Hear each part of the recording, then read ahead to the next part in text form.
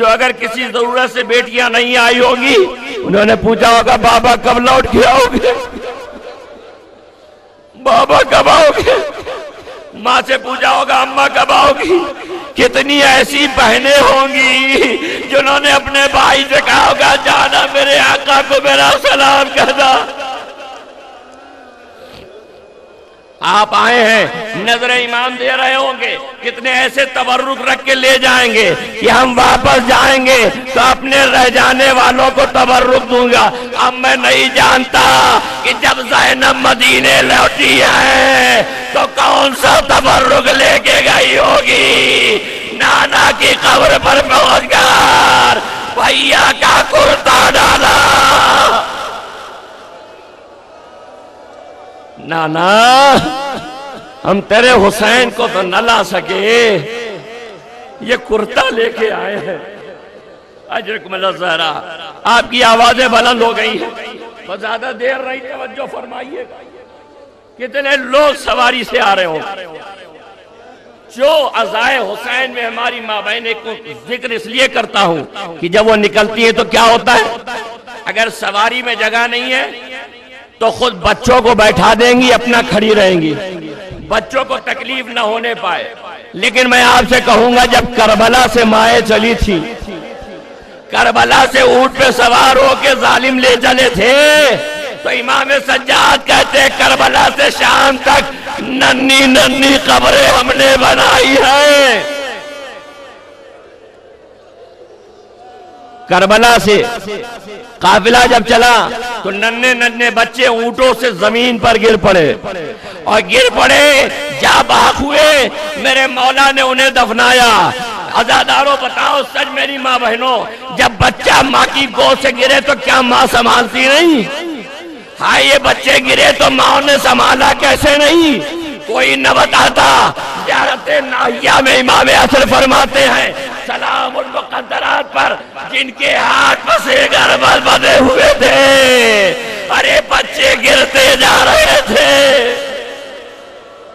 بچے گرتے جا رہے تھے، مائیں آواز دیتی جا رہی تھی، ارے میرا بچہ شہید ہو گیا، ارے میرا بچہ ذبح ہو گیا، ارے میرا بچہ شہید ہو گیا۔ اجرکم اللہ زہرا، خدا آپ کو کسی غم میں نہ رولائے سوائے غم اہل بیت کے۔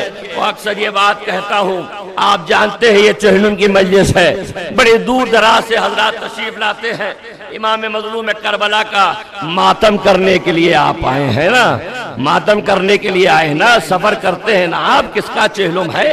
یہ ہمارا ہندوستان ملک اتنا اچھا ملک ہے جہاں ہم بڑی آزادی سے امام حسین کی عزاداری منا رہے ہیں۔ ہر شہر ہر ملک کی اتھارٹیز کا ہم شکریہ ادا کرتے ہیں کہ تم مجھے اپنے مظلوم مولا پہ رونے کا موقع دے رہے ہو، اور کیوں نہ دو، اس لیے کہ امام حسین سے جو محبت کرے اس کی انسانیت کی دلیل ہوتی ہے۔ لہذا ایک بات سنیے، اور آپ بھی جانتے ہیں، تجربہ رکھتے ہیں، یہ دنیا کہتی ہے کتنا روئیں گے اور کب تک روئیں گے؟ آؤ ہم بتائیں ہم کیوں رو رہے ہیں۔ ہم 72 شہید کی بات نہیں، صرف ایک شہید کی بات کرتے ہیں۔ ہم اور آپ سفر کرتے ہیں گرمی کے موسم میں، ٹرین میں، بس میں سفر کرتے ہیں، آپ کا بچہ آپ کے پہلو میں بیٹھا ہے، اس کے پاس دوسری جیت پر ہمارے ہندو بھائی بیٹھے، سکھ بھائی بیٹھے، وہ سبھی ہوتے ہیں۔ تجربے کی بات کہتا ہوں، اگر بچہ روتا ہے تو آپ پوچھتے ہیں کیوں رو رہا ہے؟ ہم نے کہا کوئی نہیں، میرے باٹل میں پانی ختم ہو گیا، اگلا اسٹیشن آئے گا ہم پانی لیں گے۔ ہندو بھائی اپنی باٹل اتار کے کہتا پانی پلا دو۔ ہائے فاطمہ کا لحال کربلا میں ہاتھ پھیلائے ہوئے ہیں، ارے میرے بچے کو پانی پلا دو، ارے میرے بچے کو پانی پلا دو۔ اگر تم سمجھتے ہو کہ اس کے بہانے ہم پی لیں گے تو آؤ ہم جلتی ہوئی ریت پہ لٹائے دیتے ہیں۔ اجرکم اللہ، ان شہیدوں کا ماتم ہے۔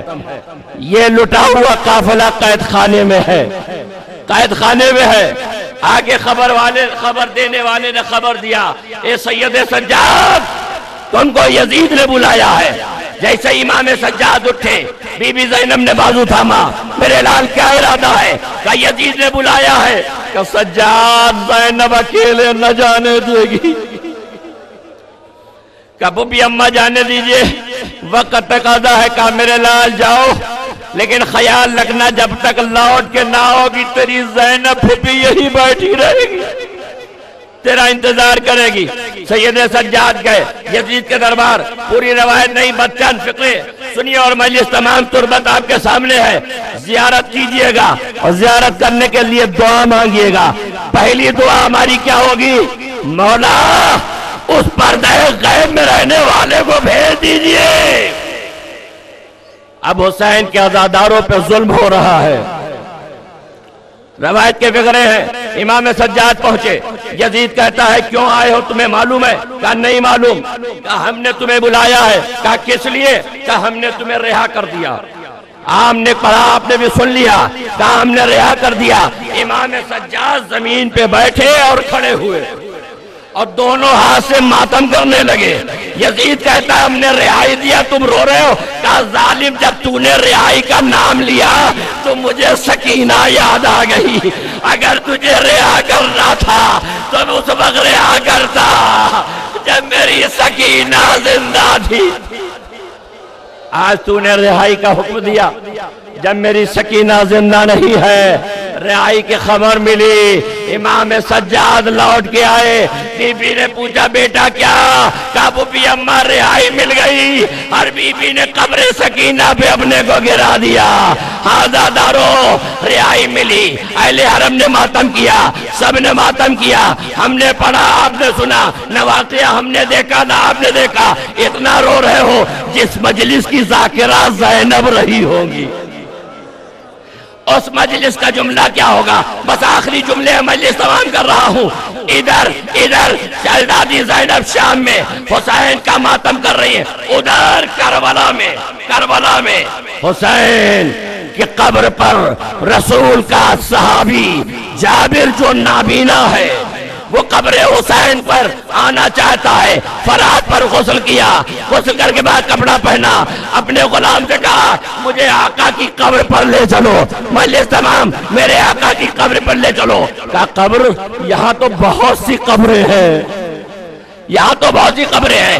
جملہ سنیے گا، میں اکثر یہ مجلس میں پڑھتا ہوں، روایت میں نہیں ہے لیکن ایک جملہ کہتا ہوں اور حقیقت میرا عقیدہ ہے، اہل بیت ہے کل سے آج تک، یہ جتنے بزرگوں کی عمر تک سب جانتے ہیں، ہر مذہب کے لوگ کہتے ہیں مولا ہمیں کچھ دے دو، مولا مجھے کچھ دے دو۔ دنیا نے اہل بیت کے آگے ہاتھ پھیلایا ہے، اہل بیت نے کسی کے آگے ہاتھ نہیں پھیلایا، لیکن حسین کی ماں یہ ہاتھ پھیلا کے آتی ہے، اے رونے والوں میرا حسین زخمی ہے، میرا حسین زخمی ہے، اپنا آنسو دے دو۔ جابر نے سلام کیا، قبر حسین سے آواز آئی، قبر زہرا حسین لرزنے لگی۔ کہا جابر ہٹو، میری زینب آ رہی ہے۔ قبر حسین سے آواز آئی، واہ حسینہ۔